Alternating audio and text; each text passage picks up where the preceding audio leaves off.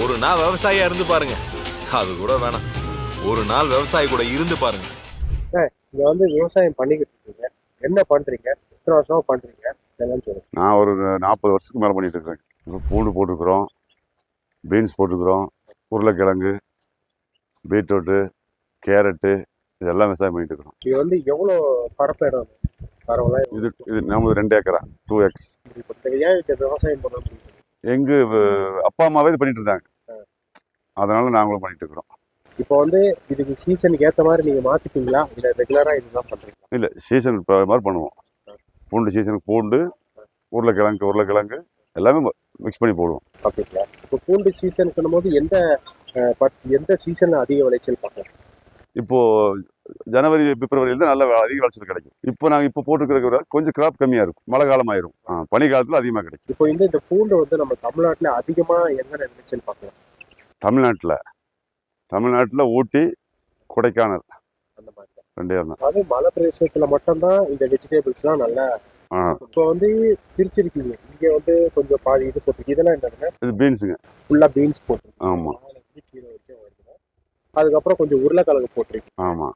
இப்போ எப்படி பிரிச்சிருக்கீங்க? அது பூண்டு மட்டும் எவ்வளவு போட்டிருக்கீங்க? பூண்டு மட்டும் ஒரு 1 ஏக்கரா வருங்க. 1 ஏக்கரா வரும். 1 ஏக்கர் போட்டிருக்கு. இது எவ்வளோ வருது? இது ஒரு 20 சென்ட் வருங்க. இதுக்கு வந்து அக்காங்கெல்லாம் அங்கே நின்று வேலை செஞ்சுக்கிட்டு இருக்காங்க. என்ன வேலை? அவங்க உரம் போட்டிருக்காங்க, பூண்டுக்கு உரம் போட்டு களை எடுப்பாங்க. களை எடுப்பாங்க. ஆமா, அந்த எக்ஸ்ட்ரா கீழே முளைச்சி வரதெல்லாம். அது ஏன் அந்த களை எடுக்கணும்? களை எடுக்கலன்னா உரம் மேலே அது சாப்பிட்டுருங்களே, ஈல்டு கிடைக்காது. ஈல்டு கிடைக்காதனால உரம் மூடிடும். எவ்வளவு பேர் நான் வேலைக்கு வச்சிருக்கீங்க? நாங்கள் ஒரு 10 பேர் வச்சிருக்கீங்க. 10 பேர். இவங்களுக்கு கூலின்னா இப்போ வந்து எல்லாருக்குமே பார்த்தீங்கன்னா இந்த நம்ம விவசாயம் பண்றவங்களுக்கு வந்து கட்டுப்படி ஆகும், கூலி கொடுக்குறது ரொம்ப கஷ்டமா இருக்குன்றாங்க.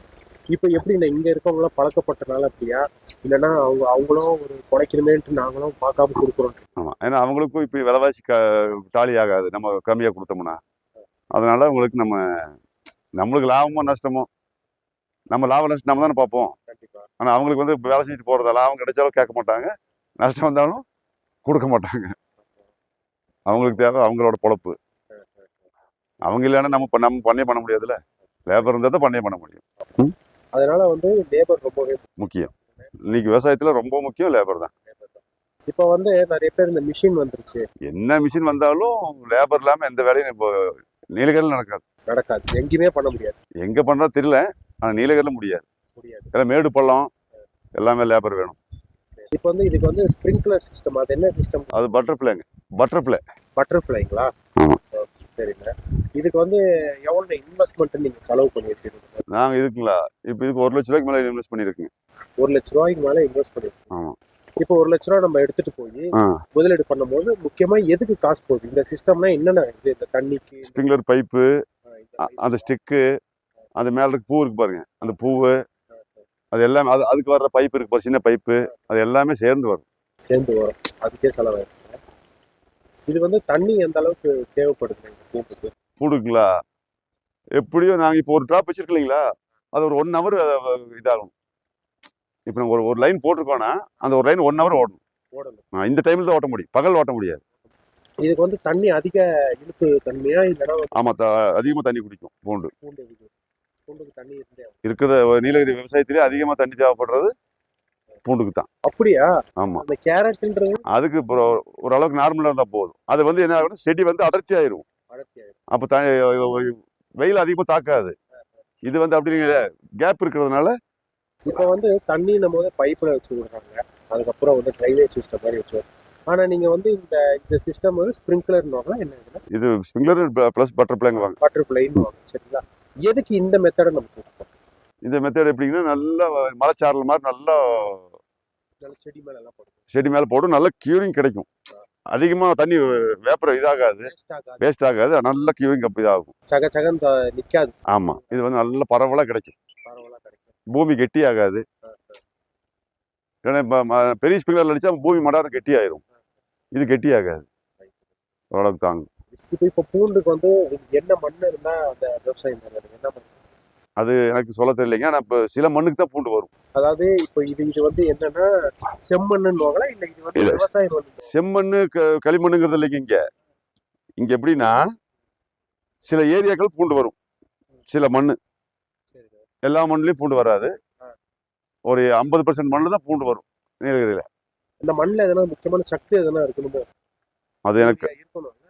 அது அது அது எனக்கு கரெக்டாக சொல்ல தெரியல. ஆனால் கண்டிப்பாக அது எல்லா இதிலும் வராது. வராது. நம்மளுக்கு இன்னொரு ஏக்கர் தோட்டம் இருக்கு, அதில் பூண்டே வராது. பூண்டே வராது. ஆனா இதே மாதிரி மண்ணு தான். ஆனா சில இடத்துல தான் பூண்டும் வராது, கேரட்டும் வராது. வராது. உருளைக்கிழங்கு வரும், பீன்ஸ் வரும். அந்த மாதிரி மண்ணும் இருக்கு. இப்போ வந்து சேலஞ்சிங்னு வைங்களேன். இப்போ இந்த பூண்டுக்கு வந்து பண்றோம் அப்படின்னா பூச்சி தாக்குதல் அப்படின்னு பார்த்தீங்கன்னா ஏதோ நோய் வந்துடும். அது என்னென்ன இருக்கணும் இல்லைங்களா? இதுல வந்து இப்போ பூண்டுல வந்து இருக்கிறதுலே ரொம்ப நோய் தாக்குதல் ஜாஸ்திங்க. அந்த நுனிக்கர்கள், இலக்கர்கள் வரும், அது ரொம்ப பாதிக்கும். பாதிக்கும். இதுக்கு நம்ம என்னென்ன முக்கியமா செயல்படுத்தணும்? நாங்கள் மருந்து தான். மருந்து தான். எல்லாம் பேயர் கம்பெனி மருந்து, காஸ்ட்லி மருந்து. ஆனால் அது அடித்தா கேட்கும். நாங்கள் இப்போ ஒரு 25% அதற்கு இன்வெஸ்ட் பண்ணணும். 25% மருந்துக்கு. இப்போ வந்து உரம் நம்ம வந்து போடுறாங்க பார்த்தீங்களா, அதுக்கு வந்து நீங்கள் என்ன உரம் கொடுக்கலாம்? நம்ம வந்து இயற்கையாக உரம் இயற்கையாக நாங்கள் மாட்டுச்சாணம் போடுவோம். நம்ம நம்பர் 4 இது கவர்மெண்ட் இது வருது இல்லைங்களா, நம்ம கொடுத்துருக்காங்க அரசாங்கம், தமிழ்நாடு அரசாங்கம். அந்த எருவு போடுவோம். அது அந்த அளவு கேட்குதா? இல்லை, அரசாங்க எருவு இல்லைங்க இது. இங்கிலீஷ் எருவு. இங்கிலீஷ் எருவுன்னு வச்சுங்களேன். நம்பர் 4ங்கிறது இங்கிலீஷ் கெமிக்கல் தான். கெமிக்கல் தான். அதான கெமிக்கல் வந்து ஓரளவுக்கு தான் கொடுக்க முடியும். ரொம்ப இல்லை, கெமிக்கலும் தேவைப்படும் இதுக்கு. தேவைப்படும். வெறும் மாட்டு சாணத்துல வராது.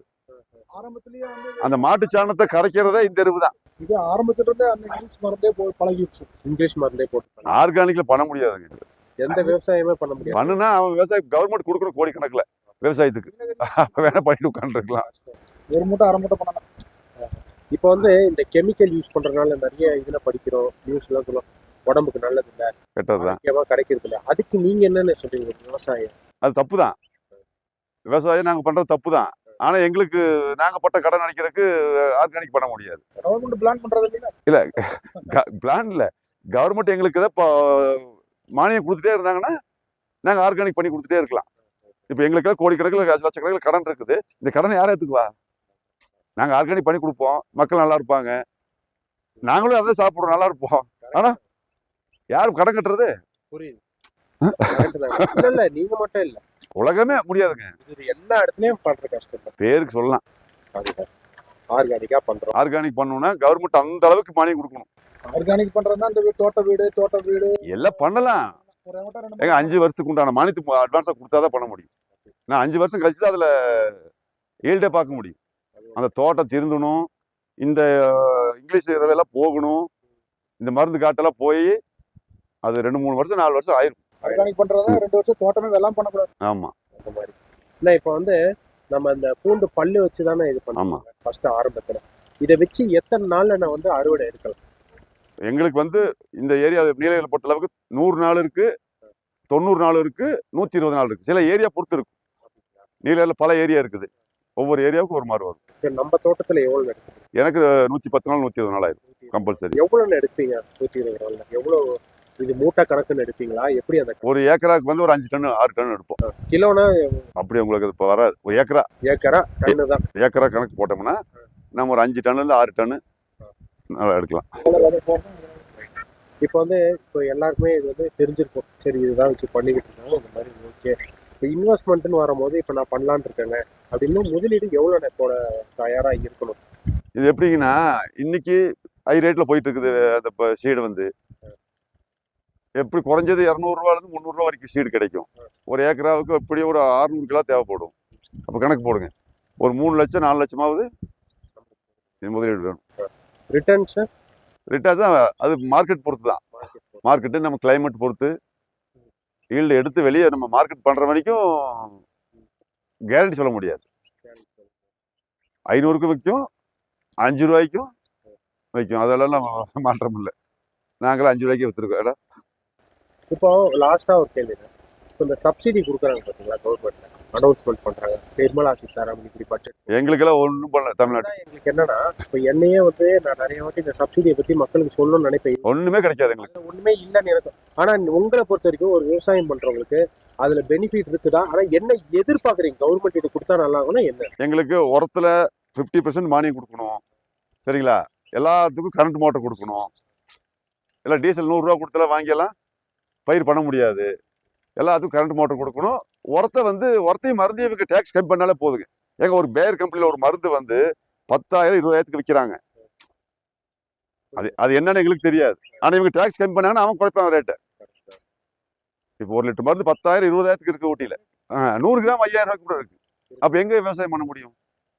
இவங்க இதெல்லாத்தையும் குறைச்சாங்கன்னா போதும், நீங்க ஒண்ணும் கொடுக்க வேண்டாம். இவங்க குறைப்பாங்கன்னு நினைக்கிறீங்களா? மாட்டாங்க. இல்ல, எனக்கு என்ன அது அவர்தான் ஆண்டவன் தான் சொல்லணும்.